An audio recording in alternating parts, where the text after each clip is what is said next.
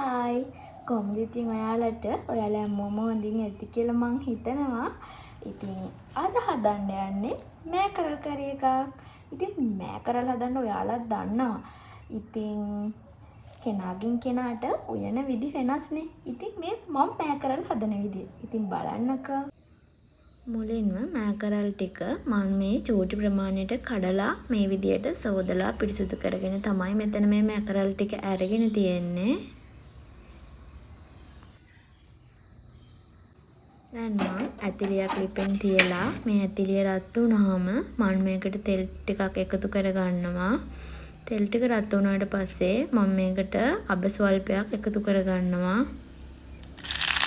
ඊට පස්සේ ලුණු, කරපිංචා, රම්පේ, අම්මිරිස්, මිරිස් කුඩු, අමුතුණු පහ, කහ කුඩු, ගම්මිරිස්, ලුණු ස්වල්පයක්, ඒ වගේම කුරුඳු පොතු කෑලි දෙකක් එකතු කරලා මේ ටික හොඳින් කවලම් කරගන්නවා.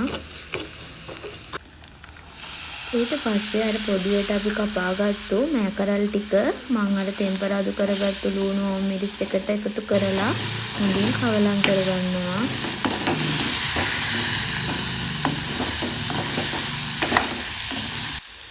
මම මේකට පොඩියට කපාගත්තු තක්කාලි කෑලි කීපයක් එකතු කරගන්නවා.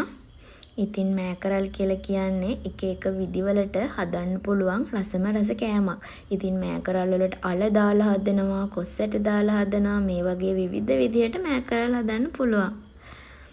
ඉතින් දැන් මේ විනාඩි 5කට 6කට පස්සේ ඉතින් අපේ මෑකරල් ටික හොඳට තැම්බිලා තියෙන්නේ.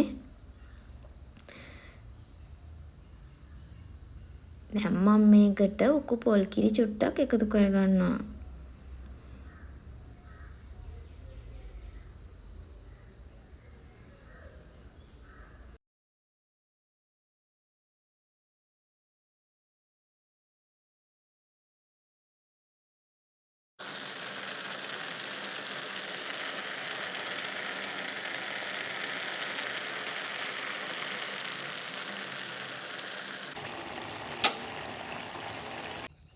උයන විදි කෙනාගෙන් කෙනාට වෙනස් වෙනවනේ. ඉතින් මේ මම මෑකරල් හදන විදිය.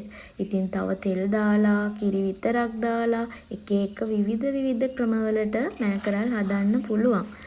ඉතින් මේ විදිහටත් හදලා බලන්නකෝ. ඉතින් මෙහෙමත් හරිම රසයි.